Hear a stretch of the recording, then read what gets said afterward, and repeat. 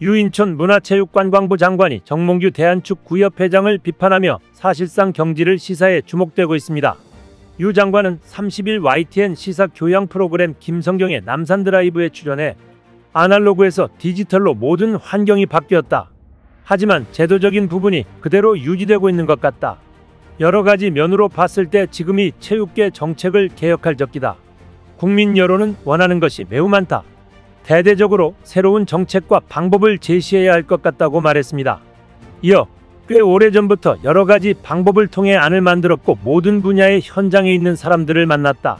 기득권을 갖고 있는 사람은 관행처럼 큰 소리를 치고 살았는데 바뀌면 불안하지 않겠나?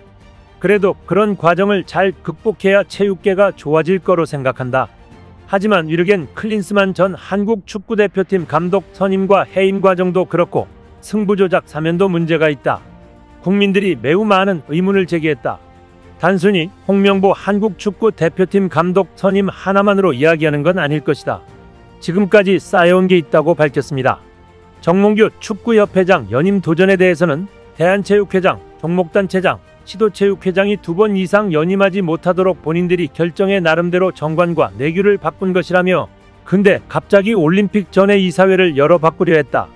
그러니 밖에서 보면 받아들일 수 없는 것이다. 협회는 선수와 지도자를 위해 존재하는 것이다. 그 위에 군림하는 부처가 아니다고 짚었습니다. 앞서 국회 문화체육관광위원회는 26일 오전 서울 여의도 국회 본관에서 전체회의를 열고 유 장관을 비롯한 문체부 관계자, 이기흥 대한체육회장에게 축구대표팀 선임 과정, 대한배드민턴협회 운영 문제 등에 대해 질의했습니다. 질의에 나선 문체위 소속 김승숙 국민의힘 의원은 대한축구협회에 대한 여러 문제점이 지적되어 왔다라면서 승부 조작이요, 위르겐 클린스만 전 대표팀 감독 100억 원 먹튀 논란, 파리올림픽 본선 진출 실패 등을 언급했습니다. 그러면서 홍명보 감독 선임 과정에선 자격도 없는 사람에게 전력강화위원회 권한을 위임해 감독을 선임하도록 하는 등 중대한 절차적 문제가 있었다는 이야기가 나온다고 말했습니다. 김 의원이 감독 선임 과정에서 법률 위반 지점이 발견되면 감독 선임 자체가 무효가 되느냐고 유 장관에게 묻자, 유 장관은 감독 선임은 조금 더 정무적인 문제라면서 9월 2026 북중미 월드컵 예선을 앞두고 있기도 해서 축구협회나 관계자들의 의견이 좀 필요하다고 생각한다고 답했습니다. 유 장관은 또 현재 감사가 진행 중이다. 이달 중으로 결과가 나올 것이라며 법적인 문제가 지적되면 그에 따른 징계 절차를 진행할 예정이라고 답했습니다. 사실 이 말은 9월까지 홍명보 감독 체제로 가고 다른 감독으로 바꿀 수 있음을 시사한 것입니다. 전력강화위원회는 독단적인 결정을 막기 위해 여러 구성위원들을 두었지만 그 절차를 무시하고 협회장 지시에 따라 위임받은 1인이 감독을 선임한 꼴이었기 때문입니다. 겉으로는 전력강화위원회를 통해 협의하며 구체적인 자료를 갖고 좁혀나가는 척 하더니 결국 마지막엔 그 절차를 무시하고 진행했습니다. 축구팬들도 이 점을 문제 삼는 것입니다. 홍명보 감독이 다른 외국 감독들과 비교되며 경쟁에 선발되었으면 문제가 없었겠지만 정몽규 회장이 바뀌지 않으니 계속 같은 문제가 되풀이되는 상황입니다. 유 장관도 정몽규 대한축구협회장의 사선 도전을 반드시 막겠다는 입장입니다. 유 장관은 기본적으론 사선이 안 되게 돼 있으나 대한체육회 스포츠공정위원회가 허가하면 할 수 있다고 돼 있는데 공정위가 정말 공정하다면 다시 출마하기 어려울 것이라고 말했습니다. 축구협회가 하나은행에서 600억 원대 마이너스 통장을 개설한 것에 대해서도 원래 문체부의 승인을 받아야 하는데 그렇게 안 한 것 자체가 위반이라며 절차상의 문제 등을 따져 관계자 징계를 요구하고 다른 조치도 할 수 있는지 검토하고 있다고 밝혔습니다.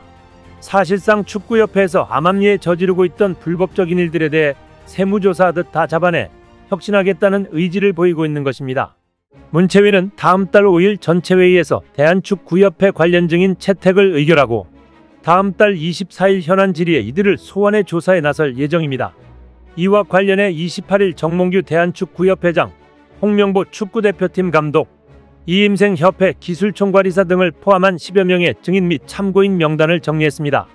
총 6명 안팎으로 구성할 증인 명단에는 정몽규 회장과 홍명보 감독, 이임생 이사를 비롯해 정혜성 전 협회 전력강화위원장, 박주호 전 전력강화위원 등이 포함됐습니다.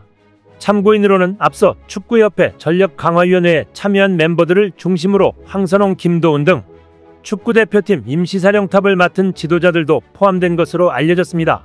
이 소식이 전해지자 축구 팬들의 의견이 순식간에 쏟아졌습니다. FM코리아 등 주요 축구 커뮤니티에는 그야말로 댓글 창이 폭발할 정도였습니다. 감독 임명이 취소되어야 정상임, 헬조선 엔딩일 가능성이 높다고 봄 등 대체로 국회에서 이와 관련한 축구협회 관련 사태의 진실이 밝혀졌으면 좋겠다는 의견이 많았습니다. 이 사태를 곱씹어본 축구팬들은 과거 승부 조작 사면 면죄부를 받은 자들이 한국 축구를 망쳤다고 입을 모읍니다. 즉, 정몽규의 리더십이 한국 축구를 망쳤다는 것입니다. 2011년 프로축구 승부 조작 사건으로 축구협회는 부회장과 이사진 총사퇴를 선언했습니다. 하지만 한 달여 만에 여론이 잠잠해지자 일괄 사퇴를 일부 사퇴로 축소하면서 논란이 됐습니다.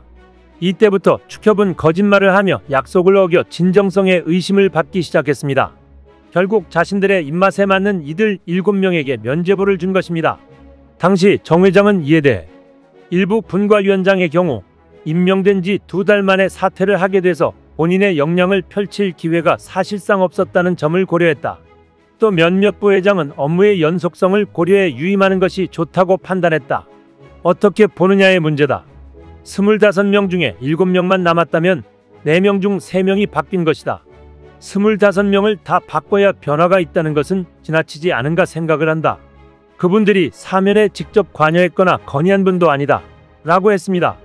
정 회장의 면죄부를 받은 7인은 최영일 부회장, 이석재 부회장, 정혜성 대회위원장, 마이클 밀러 국가대표 전력강화위원장, 이임생 기술발전위원장, 서동원 의무위원장 그리고 유일하게 반대 목소리를 냈던 조현상 프로축구연맹 사무총장입니다. 서동원 의무위원장과 조현상 총장을 제외한 인물들이 최근 한국 축구에 저지른 일을 되돌아볼 필요가 있습니다. 밀러 위원장은 한국 축구를 부업처럼 여기며 외유를 즐긴 클린스만 감독을 선임해 한국 축구에 흑역사를 남겼습니다. 밀러 위원장 다음으로 전력강화위원장이 된 정혜성 위원장은 황선홍 올림픽 감독을 임시 A대표팀 감독으로 보낸 인물입니다. 때문에 한국 축구는 40년 만에 올림픽 본선 진출을 하지 못했습니다. 정 위원장은 끝까지 버티다 A대표팀 감독 선임을 완수하지 못하고 물러났습니다. 이석재 부회장은 임원회의에서 한국 감독을 선임하면 된다고 말한 것이 유출되며 논란이 됐습니다. 사실상 전력강화위원회에서 센 입김을 갖고 좌지우지했던 인물입니다. 정 위원장이 물러나고 이임생 위원장이 사실상 정 위원장의 권력을 받았습니다. 이 위원장은 무임 승차 홍명보 A대표팀 감독 선임의 1등 공신입니다. 홍 감독 집 앞으로 찾아가 면접이 아닌 간청을 하며 모셔왔습니다. 전력강화위원회 위원들에게 알리지도 않은 채 독단적인 결정을 내린 주인공이기도 합니다. 정 회장에게 면죄부를 받은 자들이 한 일들입니다. 이들은 분명 한국 축구를 망쳤습니다. 그리고 축구협회는 27일 최영일 부회장을 새로운 전력강화위원장으로 선임했습니다. 밀러 위원장이 물러나고 정 위원장이 선임된 것과 비슷한 흐름이 이어진 것입니다. 면죄부를 준 이들로 돌려막기입니다. 이제 회전문 인사를 했다는 비판에도 타격이 없는지 대놓고 회전문 인사를 자행한 꼴입니다. 이들 모두 승부 조작 사면 사태에서 물러났어야 맞았습니다. 정몽규 회장이 면죄부라는 특권을 주면서 이들의 충성심은 높아져만 갔고 한국 축구를 망치는데 가장 앞에 있었습니다. 이것이 정 회장의 리더십이자 무능이자 그의 한계입니다. 국정감사를 통해 한국 축협이 새롭게 태어날 수 있으면 좋겠습니다. 이상 시온TV였습니다.